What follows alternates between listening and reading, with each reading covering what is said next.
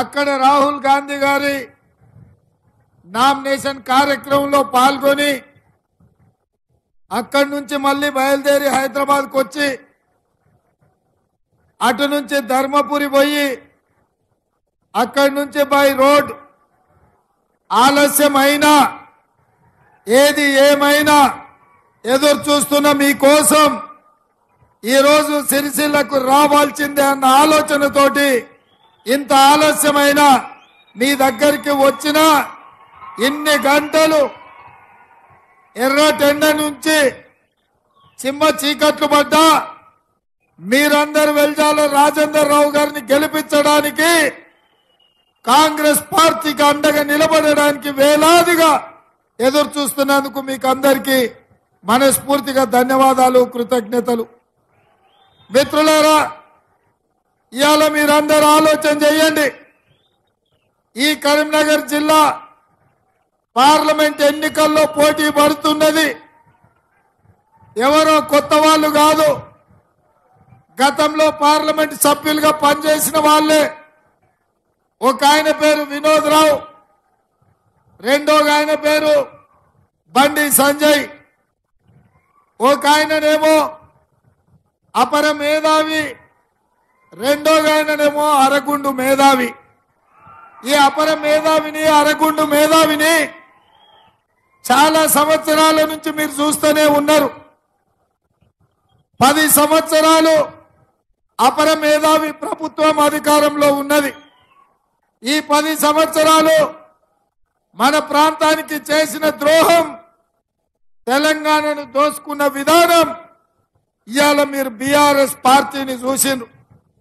అదేవిధంగా ఈ దేశానికి ప్రధానమంత్రిగా 2014లో బాధ్యతలు చేపట్టి ఈ 10 సంవత్సరాలు తెలంగాణ రాష్ట్రం పట్ల నిర్లక్ష్యం వహించి ఆనాడు పునర్విభజన చట్టంలో మీ ప్రాంత పార్లమెంట్ సభ్యుడిగా, తెలంగాణ ఉద్యమకారుడుగా పొన్నం ప్రభాకర్ గారు, చాలా మంది తెలంగాణ పార్లమెంట్ సభ్యులు పునర్విభజన చట్టంలో తెలంగాణ రాష్ట్రం ఇవ్వడమే కాదు, తెలంగాణ రాష్ట్రం అభివృద్ధి జరగాలి అంటే ఖమ్మం జిల్లాలో బయ్యారం ఉక్కు కర్మాగారం ఇవ్వాలి, వరంగల్లో రైల్వే కోచ్ ఫ్యాక్టరీ పెట్టాలి, రంగారెడ్డి జిల్లాలో ఐటీఐఆర్ కారిడార్ ద్వారా 1000 కోట్ల రూపాయల పెట్టుబడులు తెచ్చి ఐటీ రంగంలో లక్షలాది ఉద్యోగ అవకాశాలు ఇవ్వాలని,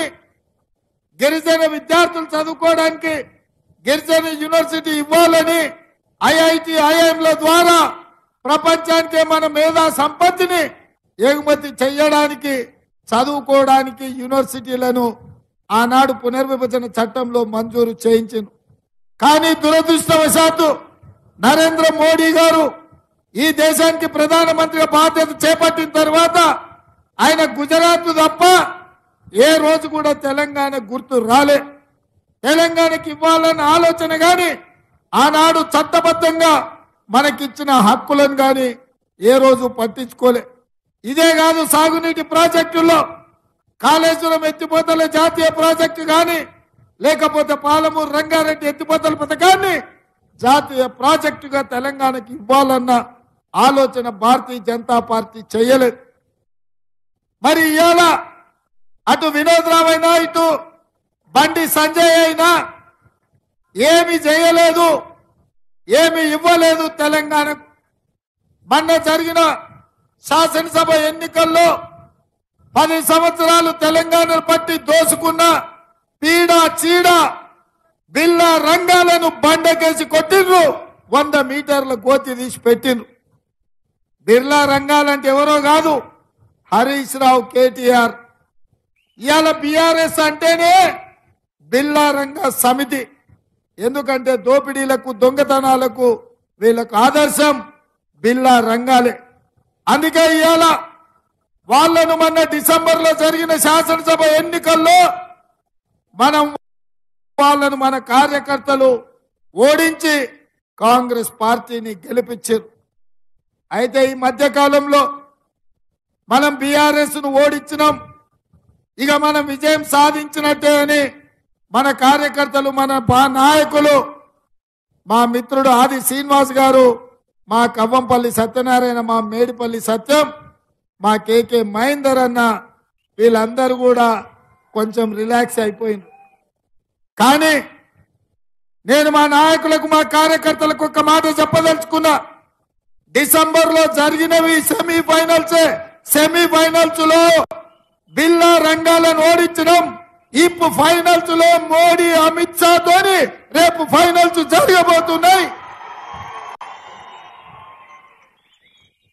ఫైనల్స్ లో మనం బీజేపీని ఓడించాలి. సెమీఫైనల్స్ లో బీఆర్ఎస్ ను పొందబెట్టినాం, ఇప్పుడు బీజేపీని ఢీ కొనబొట్టబోతున్నాం. ఇవాళ మోడీని ఓడించబోతున్నాం మన కార్యకర్తలు అండగా నిలబడి. అందుకే మిత్రులారా, ఇవాళ మీరు ఆలోచన చేయండి. ఈ తెలంగాణ రాష్ట్రంలో జరుగుతున్న పరిణామాలు, తెలంగాణకు రావాల్సిన హక్కులు, నిధులు ఇవాళ కేంద్ర ప్రభుత్వం నిర్లక్ష్యం చేసి నరేంద్ర మోడీ గారు మన తెలంగాణను అవమానించాడు. మన పార్లమెంటు బడ్జెట్ సమావేశాలలో తెలంగాణకు నిధులు ఇవ్వలేదని మేము అడిగితే ఆయన తెలంగాణ రాష్ట్ర ఏర్పాటు ప్రక్రియనే తప్పు పట్టిండు, తెలంగాణ రాష్ట్ర ఏర్పాటును అవమానించాడు. నరేంద్ర మోడీ పార్లమెంట్ సాక్షిగా తల్లిని చంపి బిడ్డను బతికించిండ్రు, పార్లమెంటు తలుపులు మూసి తెలంగాణ బిల్లును ఆమోదించిండ్రు అని ఒక ప్రధానమంత్రిగా మాట్లాడాడు. నేను అడుగుతున్నా భారతీయ జనతా పార్టీ నాయకులను, బండి సంజయ్ని, ధర్మపురి అరవింద్ను తెలంగాణ రాష్ట్ర ఏర్పాటు ప్రక్రియనే అవమానించి మనకు అన్యాయం చేసిన నరేంద్ర మోడీకి తెలంగాణ రాష్ట్రంలో ఓట్లు అడిగే హక్కు, నైతికత ఉన్నదా అని నేను అడుగుతున్నా. మా రాష్ట్రాన్ని అవమానించి నువ్వు మమ్మల్ని వచ్చి ఓట్లు అడుగుతావా? మా ప్రాంతానికి నిధులు ఇవ్వని నువ్వు, మా ప్రాంత అభివృద్ధిని అడ్డుకున్న నువ్వు మా తెలంగాణను ఎట్లా ఓట్లు అడుగుతావని నేను ఈరోజు మీ ద్వారా బీజేపీని ప్రశ్నిస్తున్నా. అందుకే మిత్రులారా, ఇవాళ ఆలోచన చేయండి. ఆయన ఉన్నాడు ఈడ సిరిసిల్లలో, ఆయన ప్రపంచంలో అన్ని మాట్లాడతాడు. కోనసీమ నుంచి చిత్రసీమ వరకు ట్విట్టర్లో మాట్లాడతాడు, ట్విట్టర్ చిల్లు. మరి నేను అడుగుతున్న ఈ ట్విట్టర్ చిల్లును ఇవాళ ఎస్సీ ఎస్టీ బీసీ రిజర్వేషన్లను రద్దు చేయాలని, రాజ్యాంగాన్ని మార్చాలని నరేంద్ర మోడీ భారతీయ జనతా పార్టీ కుట్ర చేస్తుంటే ఈ ట్విట్టర్ చిల్లెందుకు ఇవాళ మోడీని ప్రశ్నిస్తలేడు? ఎందుకంటే రాజ్యాంగం రద్దు చేయాలన్న ఆలోచన ఇక్కడున్న కేసీఆర్దైనా అక్కడున్న నరేంద్ర మోడీదైనా ఒకే విధానం. 2022 ఫిబ్రవరిలోనే కల్వకుంట్ల చంద్రశేఖరరావు గారు రాజ్యాంగాన్ని మార్చాలి, సమూలంగా మార్చి కొత్త రాజ్యాంగాన్ని రాసుకోవాలని చంద్రశేఖరరావు గారు మాట్లాడారు. నేను ఇవాళ తెలంగాణ మేధావులను, కవులను, కళాకారులను ఇవాళ ఆలోచన చేయమని నేను అడుగుతున్నా. ఇవాళ 400 సీట్లు కావాలని, 400 సీట్లు ఇస్తే రాజ్యాంగాన్ని మారుస్తామని, ఎస్సీ ఎస్టీ బీసీ రిజర్వేషన్లు రద్దు చేస్తామని భారతీయ జనతా పార్టీ అంటుంది. ఇవాళ మా దళిత, గిరిజన, బలైన వర్గాల సోదరులను నేను అడుగుతున్నా. మన ఓట్ల ద్వారా, మనం గెలిపించిన సీట్ల ద్వారా మన సమాజంలో ఆనాడు డాక్టర్ బాబాసాహెబ్ అంబేద్కర్ అందించిన రిజర్వేషన్లను రద్దు చేస్తామంటే మనం చూసుకుంటూ ఊరుకుందామా? ఇది సమాజానికి మంచిదా అని నేను అడుగుతున్నా. అందుకే ఇవాళ రిజర్వేషన్ల రద్దు గురించి బీజేపీ మాట్లాడుతుంటే బీఆర్ఎస్ ఒక్క మాట కూడా మాట్లాడతలేదు. చంద్రశేఖరరావు నిన్న మొన్న బస్సు యాత్ర చేసిండు, కొడుకేమో కారు ఖరాబ్ అయింది అంటున్నాడు. నేను ఒక్క మాట గుర్తు చేయదలుచుకున్న కేటీఆర్, కారు ఖరాబ్ అయ్యి షెడ్డుకు పోయింది అంటుండు. కార్ఖానా నుంచి మళ్ళీ వాపసు రాదు, అది తూకానికి అమ్మాల్సింది. ఎందుకంటే అది అన్నం చెడ్డది, ఇంకా ఉపయోగం లేదు. అందుకే ఇవాళ కార్ఖానకు పోయిన కారు అక్కడి నుంచి జుమ్మరాద్ బజార్లో తూకానికి అమ్మాల్సిందే, వాపసు వచ్చేది లేదు. ఆ సంగతి చంద్రశేఖరరావు తెలుసు. అందుకే నిన్న మన ఆయన బస్ వేసుకొని బయలుదేరి. నేను చూసిన ఆయన మహబూబ్నగర్ పోయిండు, నాగర్ కర్నూలు పోయిండు, మిర్యాలగూడ పోయిండు, సూర్యాపేట పోయిండు, భువనగిరి పోయిండు, ఆడుకో ఈడుకో తిరుగుతున్నాడు. ఆయన యాస, ఆయన భాష, ఆయన కష్టం చూస్తుంటే తిక్కలోడు తిరణాలకు పోతేనంట ఎక్కనిక దిగనికనే సరిపోయిందంట. చేసింది ఏమి లేదంట, చూసింది ఏంది లేదంట.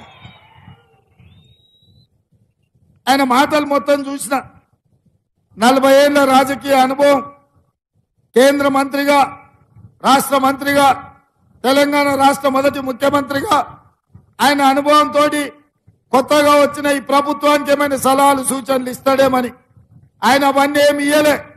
100 రోజులు ఆయన ప్రభుత్వాన్ని అప్పుడే దిగిపోవాలి పడిపోవాలా అంటుండు.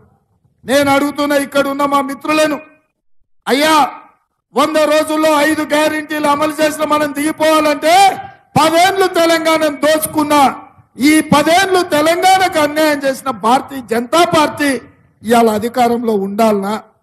చంద్రశేఖరరావు అంటున్నాడు కాంగ్రెస్ కు 40 సీట్లు రావని, అంటే పరోక్షంగా బీజేపీ 400 సీట్లు వస్తుందని చంద్రశేఖరరావు చెప్పినట్టే కదా. చంద్రశేఖరరావు ఇంకో మాట అన్నాడు, సంకీర్ణం వస్తుంది, అందులో బీఆర్ఎస్ ప్రభుత్వం ఉంటది, నామ నాగేశ్వరరావు మంత్రి అవుతాడని. మరి నేను చెప్పదలుచుకుని వేదిక మీద నుంచి, సిరిసిల్ల గడ్డ మీద నుంచి, బీఆర్ఎస్ ఇంటి మీద వాలిన కాకి కాంగ్రెస్ వాళ్ళ ఇంటి మీద వాళ్తే ఉన్న ఫలంగా కాల్ చేస్తే మా కాకిని కూడా రానియము, కారు గుర్తోని మా గల్లీలో కూడా అడుగు పెట్టనీయం. అంటే ఎన్నికల తర్వాత బీజేపీతో కలిసి పోవాలని ఇవాళ బీఆర్ఎస్ వాళ్ళు సిద్ధమైనట్టే కదా. లేకపోతే 1, 2 గెలిస్తే అవి తీసుకొని పోయి మోడీకి అమ్మాలన్న ఆలోచన ఇవాళ చంద్రశేఖరరావు చేస్తున్నట్టే కదా. అందుకే మిత్రులారా, 2 సార్లు అధికారం ఇచ్చిండ్రు, ఓసారి 12, ఓసారి 9 ఎంపీలు ఇచ్చిండ్రు. ఏం చేసిండే చంద్రశేఖరరావు? ఈయన కార్లాగా కనిపిస్తుంది, ఢిల్లీకి పోతే కమలం అయిపోతుంది. రైతు వ్యతిరేక నల్ల చట్టాలు కావచ్చు, 377 ఆర్టికల్ కావచ్చు, సిటిజన్ అమెండ్మెంట్ యాక్ట్ కావచ్చు, యూనిఫామ్ సివిల్ కోడ్ కావచ్చు, నోట్ల రద్దు కావచ్చు, జిఎస్టీ కావచ్చు, ఈ చట్టాలు తెచ్చినప్పుడల్లా రాజ్యసభలో, లోక్సభలో నరేంద్ర మోడీకి కల్వకుంట్ల చంద్రశేఖరరావు మద్దతు పలికిన మాట వాస్తవం కాదా? ఓట్లేసింది నిజం కాదా? ఇవాళ వీళ్ళిద్దరు కూడబలుక్కొని చీకటి ఒప్పందం చేసుకొని ఎక్కడ కాంగ్రెస్ పార్టీ గెలిచేటట్టుంటే అక్కడ ఒకరికొకరికి అడ్జస్ట్ చేసుకొని ఇవాళ ఎన్నికల బరిలో దిగుతున్నారు. ఇవాళ వినోద్ రావు గారి ప్రచారాన్ని ఒక్కసారి చూడండి, ఎక్కడైనా ప్రచారం జరుగుతుందా? ఎందుకు ఇట్లా వండుకున్నాడు వినోద్ రావు? ఎందుకు బీజేపీని గెలిపించాలనుకుంటున్నాడు? చంద్రశేఖరరావు బిడ్డ బెయిల్ కోసం తెలంగాణను మోడీకి తాకట్టు పెడతాడా? దోపిడీ చేసింది మీరు, దొంగతనం చేసింది మీరు, జైలుకి వెళ్ళింది మీరు. ఇవాళ తెలంగాణ ప్రజల ఆత్మ గౌరవాన్ని ఢిల్లీ సుల్తాన్లకు తాకట్టు పెట్టి మీ బిడ్డ బెయిల్ కోసం తెలంగాణను తెగ నమ్ముతారా అని నేను అడుగుతున్నా. నువ్వెందుకు అడుగుతలేవు నరేంద్ర మోడీని? బయ్యారం ఉక్కు కర్మాగారం ఎందుకు ఇయ్యలేదని మోడీ వస్తే ఎందుకు ధర్నా చేయలే? వరంగల్ రైల్వే కోచ్ ఫ్యాక్టరీ ఇవ్వలేదని ఎందుకు నిలదీయలే? ఐటీఐఆర్ కారిడార్ గురించి నువ్వు ఎందుకు మాట్లాడాలి? చంద్రశేఖరరావు 100 రోజులు కాలేదు మమ్మల్ని దిగిపోమంటున్నవే. 10 ఏళ్ళైనా తెలంగాణకు అన్యాయం చేసిన మోడీకి వ్యతిరేకంగా ఇవాళ నువ్వెందుకు కార్యక్రమాలు తీసుకుంటలేవు? అంటే ఇవాళ మీరిద్దరు ఒక్కటయ్యి మా మీద దాడులు చేయాలంట. ఇవాళ రిజర్వేషన్లు రద్దు చేయాలన్న బీజేపీని ఇవాళ పరోక్షంగా చంద్రశేఖరరావు సమర్థించే పరిస్థితి వచ్చింది.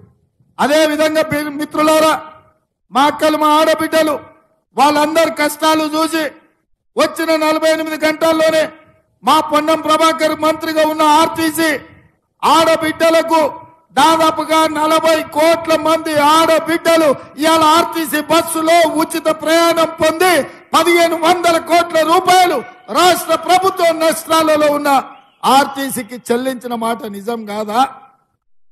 ఆనాడు అమ్మగారింటికి పోవాలన్నా, అత్తగారింటికి పోవాలన్నా ఇంటి ఆయనను పైసలు అడిగే పరిస్థితి. ఇవాళ ఇంటి ఆయనను అమ్మగారింటి, అత్తగారింటికే కాదు, యాదగిరి గుట్టకు పోవాలన్నా, భద్రాచలం రాముల వారి తలంబ్రాలకు పోవాలన్నా అనా పైసా పెట్టకుండా మా ఆడబిడ్డలు ఇవాళ ఆర్టీసీ బస్సులో ప్రయాణం చేస్తలేరా? ఒక్కసారి ఆలోచన చేయండి.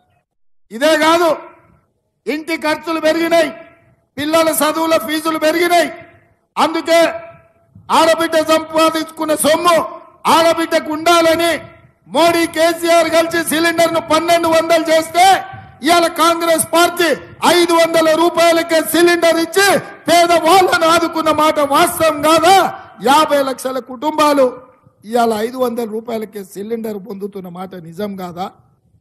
ఇవాళ కరెంటు వ్యవసాయానికే ఉచితం కాదు, పేదవాళ్ళ ఇంటికి కూడా ఉచిత కరెంటు ఇవ్వాలని 200 యూనిట్లు ఉచితంగా 60 లక్షల కుటుంబాలకు ఇవాళ ఉచితంగా కరెంటు ఇస్తున్న మాట నిజం కాదా? అదే విధంగా ఇందిరమ్మ ఇల్లు, పేదవాడికి సొంత ఇల్లు, ఆత్మగౌరవం, పేదవాడు ఆత్మగౌరవంతో బ్రతకాలని ఇవాళ 4,50,000 ఇండ్లు 22,500 కోట్ల రూపాయలతోటి ఇవాళ పేదలకు ఇల్లు ఇవ్వాలని మా ప్రభుత్వం నిర్ణయం తీసుకున్న మాట నిజం కాదా? రాజీవ్ ఆరోగ్యశ్రీ ద్వారా పేదవాళ్లకు 10 లక్షల రూపాయలు వైద్యానికి ఉచితంగా ఇచ్చిన మాట నిజం కాదా? 3 నెలల్లోనే 30,000 ఉద్యోగ నియామకాలు ప్రభుత్వంలో చేపట్టి పేద నిరుద్యోగ యువకులకు ఉద్యోగ అవకాశాలు ఇచ్చి వాళ్ళ కళ్ళల్లో ఆనందం, వాళ్ళ కుటుంబాలలో సంతోషాన్ని చూసిన మాట నిజం కాదా? ఇవాళ బలహీన వర్గాల జనాభా లెక్క కట్టండి, జనాభా దామాష ప్రకారం రిజర్వేషన్లు ఇవ్వాలి, నిధులు ఇవ్వాలని మా పొన్నం ప్రభాకర్ ఆదేశాలు ఇచ్చిన మాట నిజం కాదా? ఇన్ని పనులు మేం చేస్తుంటే మమ్మల్ని దిగిపోవాలని, మమ్మల్ని ఓడగొట్టాలని అక్కడి నుంచి మోడీ, ఇక్కడి నుంచి కేడి ఇద్దరు కలిసి కాంగ్రెస్ కు వ్యతిరేకంగా కుట్రలు చేస్తున్నారు. మిత్రులారా, ఇవాళ అందుకే మీ దగ్గరకు వచ్చిన ఈ సిరిసిల్ల గడ్డ మీద చాలా విషయాలు మాట్లాడదాం అనుకున్నా, అనుకోకుండా ఆలస్యమైంది. అయినా సరే మిమ్మల్ని కలవాలని వచ్చిన మీ ద్వారా ఒక్కటే మాట చెప్పదలుచుకున్నా, ఈ తెలంగాణ రాష్ట్రానికి పట్టిన చీడ పీడ వదిలించే వరకు వదిలేదే లేదు. వచ్చేసారి సిరిసిల్లకు పట్టిన పీడను వదిలించే బాధ్యత నేను తీసుకుంటా, మీరందరూ తీసుకోవాలి. మొన్న జరిగిన ఎన్నికల్లో మహేందర్ అన్న గెలిచినుంటే మీకు బాధలు తప్పేవి. ఇవాళ ఆయన పొంకనాలు కొడుతున్నాడు, చేనేత కార్మికుల గురించి మాట్లాడుతున్నాడు.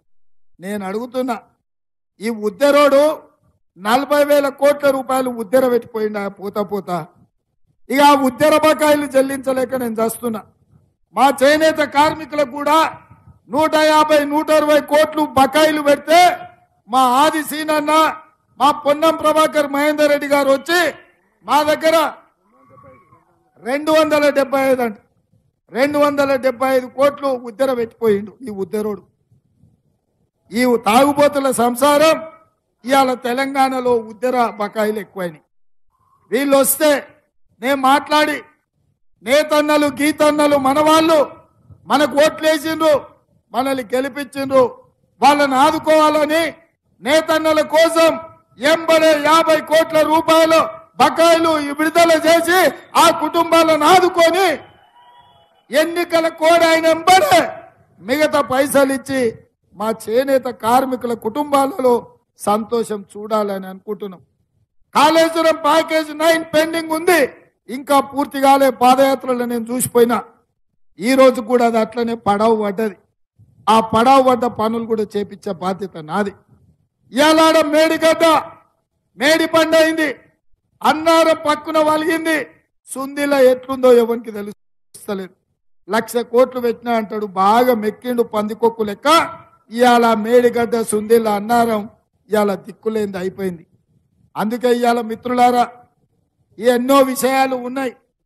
వీటన్నిటినీ ఇక మిడ్ మానేరు ముంపు గ్రామాల గురించి చెప్తున్నాడు మా ఆదిశీనన్న.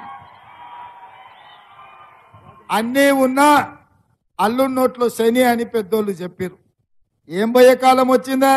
20 లక్షల కోట్ల రూపాయలు 10 ఏళ్ళ ఖర్చు పెట్టిండు, 7 లక్షల కోట్ల రూపాయలు అప్పులు తెచ్చిండు. అత్తగారు వాళ్ళని చూశాను, అత్తగారింటి కాడ ఇచ్చిండొచ్చు కదా వాళ్ళకు, మిడ్మానేరులకు, వాళ్ళకు కూడా న్యాయం చేయలేను. ఇక ఏం చెప్పాలంటారు మీకు? అందుకే మిత్రులారా, ఇవన్నీ కష్టాలు ఉన్నాయి. ఈరోజు సమాజంలో మీరు చూస్తున్నారు. అందుకే మీ కష్టంతో ఇవాళ అయ్య పేరు చెప్పో తాత పేరు చెప్పో ఈ కుర్చీలలో దిగిపోమంటే దిగిపోనికే ఉద్దరకు రాలేదు. ఏదైనా గాలికి వచ్చి గాలికి పోతాం అనుకుంటున్నాం.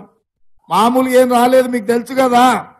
మీ రక్తాన్ని చెమటగా మార్చి మీ చెమటను దారపోసి భుజాలు కాయలు కాసేలాగా కేసులు కట్టుకొని జైల్లోకి పోయి అవసరమైతే ప్రాణాలు వదిలిండ్రు కానీ 3 రంగుల జెండాను వదలలేదు. మీరు కష్టపడితే, మీరు మోస్తే మీ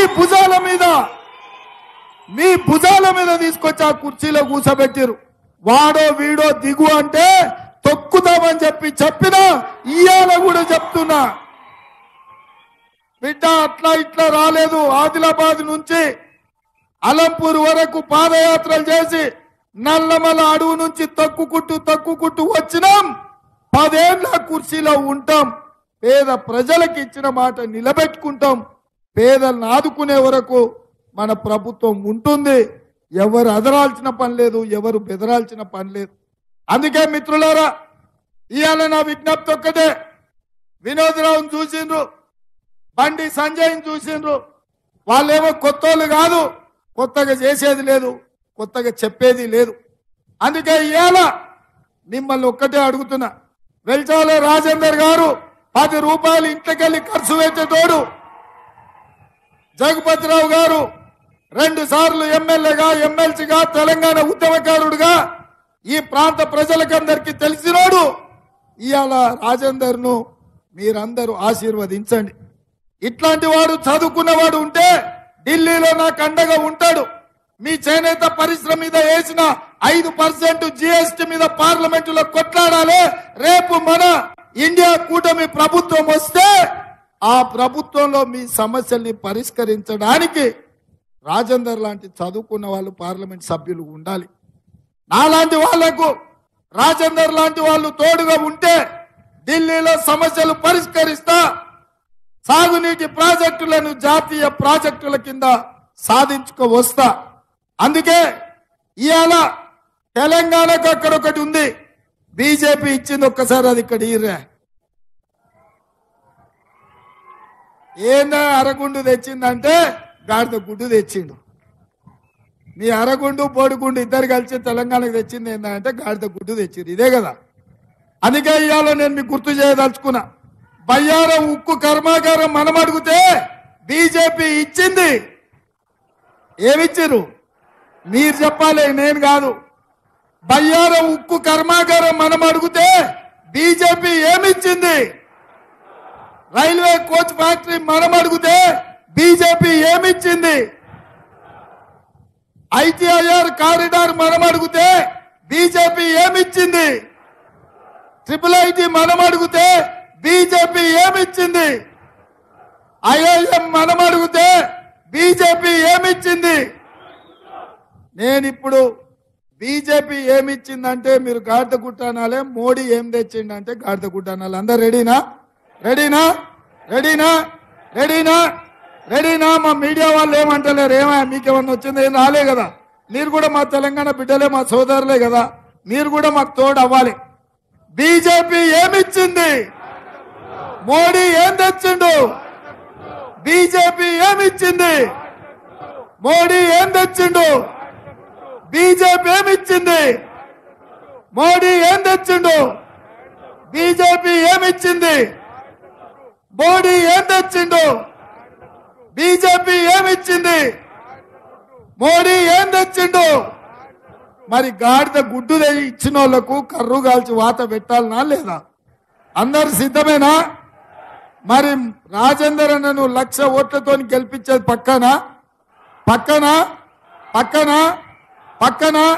నేను 1,00,000 అంటే మీరు పక్కా అనాలి. మరి 1,00,000 1,00,000 1,00,000 1,00,000 1,00,000 1,00,000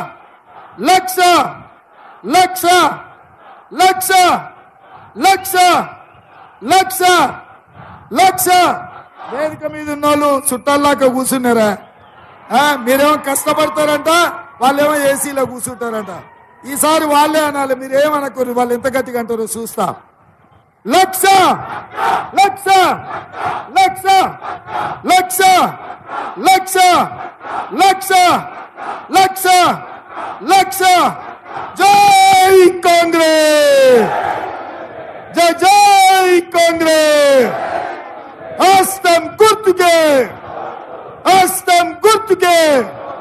ధన్యవాదాలు సోదరులారా. అందరూ జాగ్రత్తగా వెళ్ళండి, ఆలస్యం అయింది. ఎట్టి పరిస్థితుల్లో కరీంనగర్ గడ్డ మీద 3 రంగుల జెండా ఎగరాలి. ధన్యవాదాలు.